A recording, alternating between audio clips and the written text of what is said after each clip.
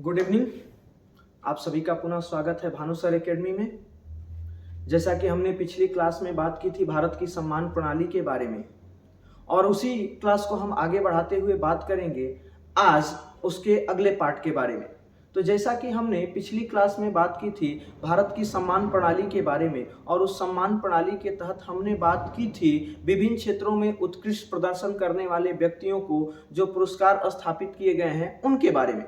तो उन पुरस्कारों के तहत मुख्यतः हमने चर्चा की थी नागरिक पुरस्कारों के बारे में। तो नागरिक पुरस्कारों को हमने दो श्रेणियों में विभाजित करके पढ़ा था, और उन दो श्रेणियों में हमने सबसे पहले बात की थी भारत रत्न के बारे में, और उसके बाद हमने बात की थी पद्म पुरस्कारों के बारे में। तो इनका बेसिक जो परिचय है उसको हमने प्राप्त कर लिया था पिछली क्लास में, और आज हम बात करेंगे पद्म पुरस्कार वर्ष 2023 के लिए, यानी वर्ष 2023 में किन किन व्यक्तियों को ये पद्म पुरस्कार प्रदान किए गए उनके बारे में हम आज की क्लास में चर्चा करने वाले हैं।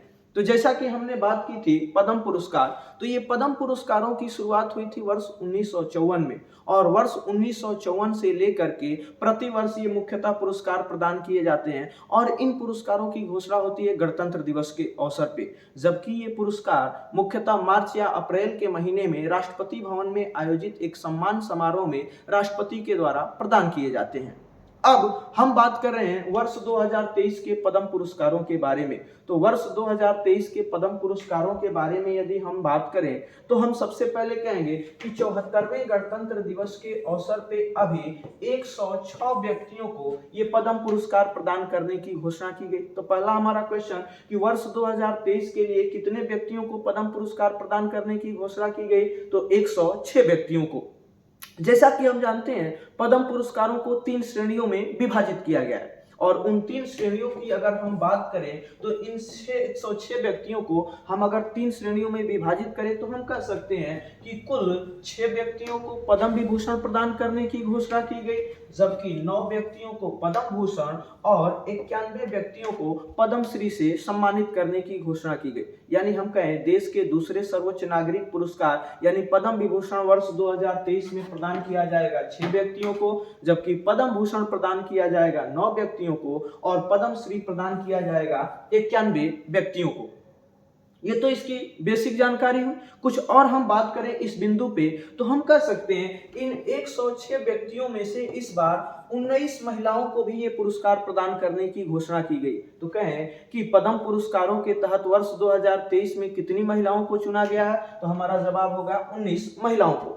इनके अलावा 7 व्यक्तियों को मरणोपरांत यह पुरस्कार प्रदान करने की घोषणा की गई। तो कहें मरणोपरांत कितने व्यक्तियों को पद्म पुरस्कार देने की घोषणा की गई है? तो 7 व्यक्तियों को। और इनके अलावा इस बार 2 विदेशी व्यक्तियों को भी पद्म पुरस्कार प्रदान करने की घोषणा की गई।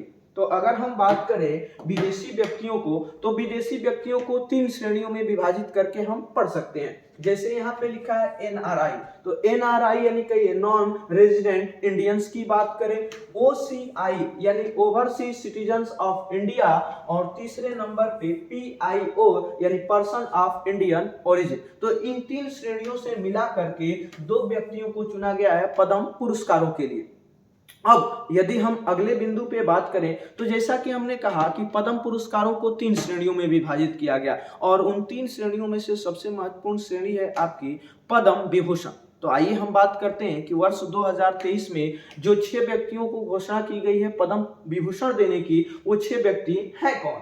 तो उन 6 व्यक्तियों को समझने के लिए हम इन्हें 3 श्रेणियों में बांटते हैं। एक तो व्यक्ति यानी विजेता की बात, उनका क्षेत्र और वो किस राज्य से संबंध रखते हैं। तो सबसे पहले हम बात कर रहे हैं बालकृष्ण दोषी के बारे में। तो बालकृष्ण दोषी जो भारत के प्रसिद्ध वास्तुकार, और ये गुजरात राज्य से बिलोंग करते हैं। और सबसे खास बात, बालकृष्ण दोषी को मरणोपरांत यह पुरस्कार प्रदान किया गया है। दूसरे यदि व्यक्ति की बात करें तो दिलीप महालनोबिस की बात करेंगे, और दिलीप महालनोबिस चिकित्सा के क्षेत्र में यानी मेडिसिन औषधि के क्षेत्र में इनको ये पुरस्कार प्रदान किया गया है, और ये पश्चिम बंगाल राज्य से बिलोंग करते हैं, और इनको भी मरणोपरांत ये पुरस्कार प्रदान किया गया है। इनके बारे में थोड़ी सी और जानकारी रखें तो इनको ORS का जनक के रूप में जाना जाता है। ORS यानी ओरल रिहाइड्रेशन सॉल्यूशन। ORS के जनक के रूप में यदि हम बात करें तो हमारा नाम क्या होगा, दिलीप महालनोबिस की बात करें। और इनकी सबसे ज्यादा चर्चा वर्ष 1971 में बांग्लादेश युद्ध के दौरान शरणार्थियों को कैंपों में मदद करने के लिए जाना जाता है। तो ये हमारे दूसरे ऐसे व्यक्ति हैं जिनको मिला है क्या, तो वो कहिए पद्म विभूषण। उसके अलावा हम बात करें मुलायम सिंह यादव, और मुलायम सिंह यादव जो उत्तर प्रदेश के पूर्व मुख्यमंत्री, और इनको मरणोपरांत सार्वजनिक मामले यानी पब्लिक अफेयर्स के क्षेत्र में यह पुरस्कार प्रदान किया गया है।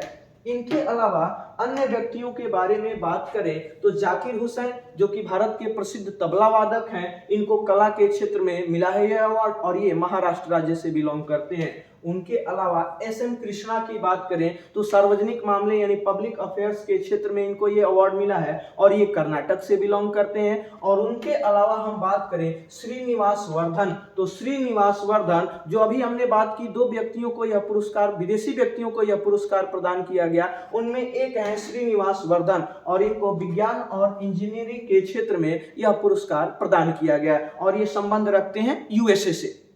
तो हमने आज बात की वर्ष 2023 में पद्म पुरस्कार प्राप्त करने वाले, तो हमने कहा कि कुल 106 व्यक्तियों को पद्म पुरस्कार प्रदान करने की घोषणा की गई है, जिनमें हमने बात की कि 19 महिलाएं शामिल हैं, 7 व्यक्तियों को मरणोपरांत यह पुरस्कार प्रदान किया गया, जबकि 2 विदेशियों को भी इस बार इस पुरस्कार के लिए चुना गया है। अब हम बात करें अन्य तथ्यों के बारे में, तो हमको बस याद रखना है कि जो पद्म विभूषण की बात करें तो पद्म विभूषण इस बार 6 व्यक्तियों को प्रदान किया गया है, और इन 6 व्यक्तियों में 3 व्यक्तियों को मरणोपरांत, जिसमें हम बालकृष्ण दोषी, उसके अलावा मुलायम सिंह यादव और दिलीप महालनोबिस का नाम याद रख सकते हैं। तो आप सभी हमें बताइएगा आपको ये सेशन कैसा लगा, और आप हमें कमेंट करके जरूर बताइएगा कि आपको कैसा लगा ये टॉपिक। फिर हम अगले टॉपिक में बात करेंगे जो अन्य पुरस्कार हैं उनके बारे में बारी बारी से। जैसे हमने नागरिक पुरस्कारों के बारे में बात की, इसके अलावा सैन्य पुरस्कार, साहित्यिक पुरस्कार और खेल पुरस्कारों के बारे में अगली क्लास में हम लोग चर्चा करेंगे। तो आप सभी का एक बार पुनः धन्यवाद, फिर मिलते हैं अगली क्लास में।